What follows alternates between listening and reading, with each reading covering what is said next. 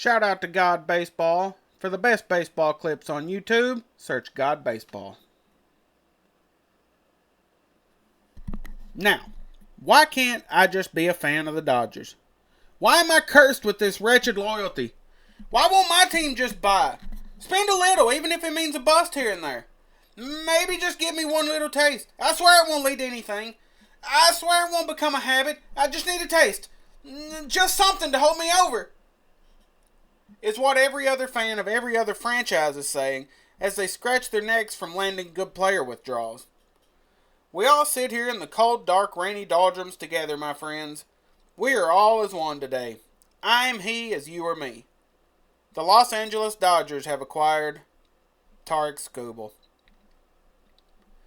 In what feels like a slow year for Skubal, he has 116 strikeouts in 96.2 innings with a whip below 1 and a 2.79 ERA.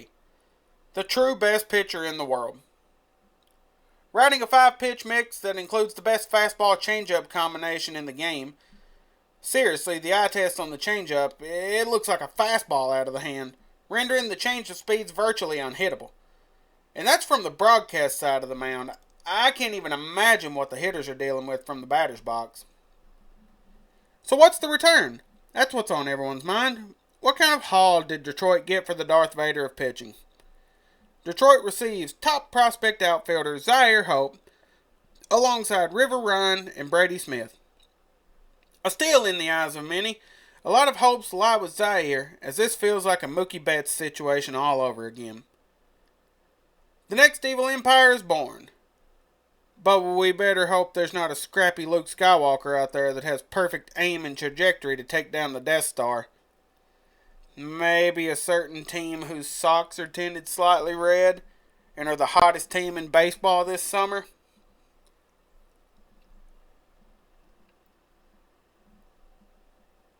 The Toronto Blue Jays have traded Kevin Gausman to the Cubs. Gausman and the Cubs feel like a match made in heaven and the perfect partners going forward. This is the exact pitcher the Cubs needed, and Gausman needs to be on a contender to be effective. Kevin Gausman is a dog on the mound.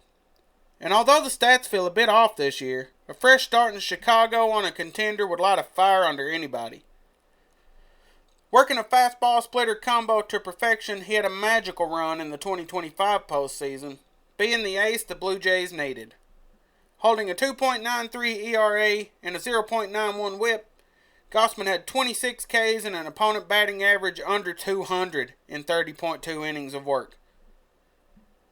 The Cubs are reportedly sending outfielder prospect Brett Bateman and infielder Ty Southasign to the Toronto Blue Jays, who both slot into Toronto's top 30 prospect list at 20 and 17 respectively. A decent return for a retooling, rebuilding Blue Jays squad who could use some juice in the farm and get off a pitcher who I think they have no interest in re-signing come season's end. I don't think it needs to be said, but I'm going to say it anyway. Kevin Gausman is a major get for the Cubs. Speaking of major gets, the Rays get their guy. Freddy Peralta is a crown jewel for Tampa Bay. Immediately compiling a top 3 of Freddy Peralta, Nick Martinez, and Drew Rasmussen is a death sentence for any team they're matched up against this October. Not to mention Shane Hanna-McClanahan and Griffin Jacks. The Rays are dangerous. They're a perennial buzzsaw for the big market, big spending teams, not only in their division, but in the majors as a whole. Looking up every summer to see a cast of rejects and projects that inevitably put it together in Tampa Bay, it's becoming a tradition at this point. Are you an aging veteran over 30 washed out from an organization due to injury or lackluster performance? Come on down to Tampa Bay and enjoy a revitalization no other team can offer.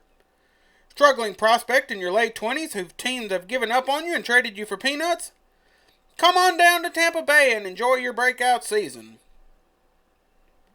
It's been known for a while now that Tampa Bay have been reportedly shopping for starting pitching, but this is the prize. This is the belle of the ball. Freddy Peralta's stock has taken a major downturn this season after being traded to the New York Mets from the Milwaukee Brewers last offseason. The Rays jump in and capitalize on that low price tag by acquiring the second best pitcher on the trade block. The fastball is still electric and the stuff is still there. While the chase rate and whiff rate have taken a hit, the hard hit percentage and ground ball percentage are leveled out nicely. A return to form is imminent for Peralta, and the Rays are fantastic at identifying these players and bringing them in. Peralta didn't forget how to pitch. Sometimes it just doesn't work out with a team. I predict a huge turnaround for Freddy Peralta and a major postseason run for the Tampa Bay Rays in 2026.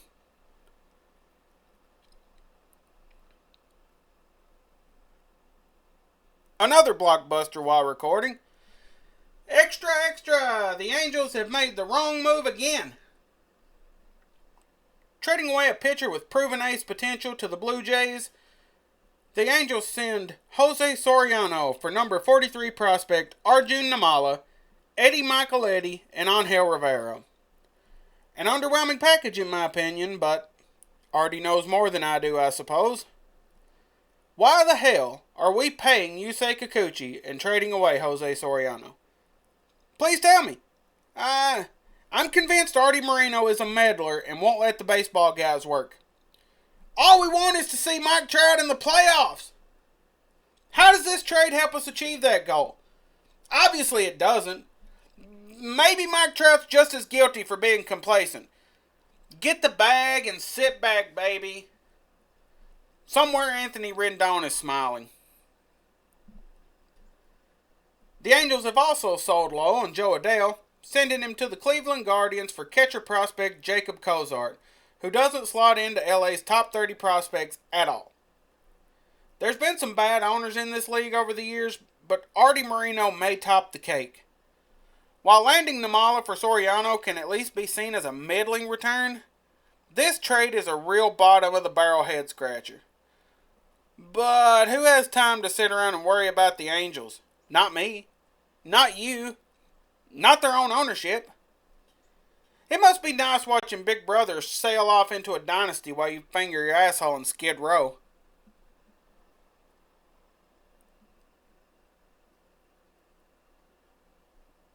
Other deals to highlight so far include the White Sox buying, I know, that's a shocker, but they've acquired a hell of a leader and innings eater in Luis Castillo, a veteran who has postseason experience that could prove pivotal to this young White Sox core. The White Sox in exchange send relievers Sir Anthony Dominguez, Nolan Jones, and catching prospect Boston Smith to the Mariners.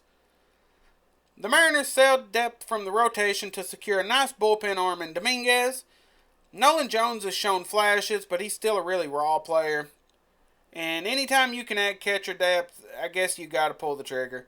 This kind of feels like a win-win for both clubs. The Yankees make a major splash as they dive into the trade market and land infielding slugger Luis Garcia. As Aaron Boone said simply about Garcia, he rakes. Luis Garcia is expected to make his Yankee debut in Yankee Stadium tonight against the St. Louis Cardinals. Holding a firm .283 batting average with 23 home runs and 76 RBIs, Garcia has indeed raked to a .918 OPS, immediately slotting second in OPS among Yankee hitters behind only Ben Rice and directly above Aaron Judge. The Yanks fill a hole at first base that's nagged them for years now, since the decline of Goldsmith and the retirement of Anthony Rizzo. The Nationals cash in here and add 4 pitchers in return for Garcia, including Jake Bird, Giovanni Cruz, Ben Grable, and Jack Siebert. Grable and Siebert instantly land in the Nats' top 30 prospects and bolster an already strong farm system. This is another win-win. But on a side note, the Red Sox traded Connolly early for Curtis Mead with Luis Garcia on the trade block. Who in their right mind would choose Curtis Mead over Luis Garcia? Maybe I'm crazy. I'm tailing off. Well, guys, this has been Bean. Thank you for watching. Give me a like. Give me a subscribe. I vow to you to get better at these videos going forward. And if you would stick with me through the journey, I would appreciate it so much. I love you guys. Thanks for watching. And we'll see you next time on Bean-O-Licious.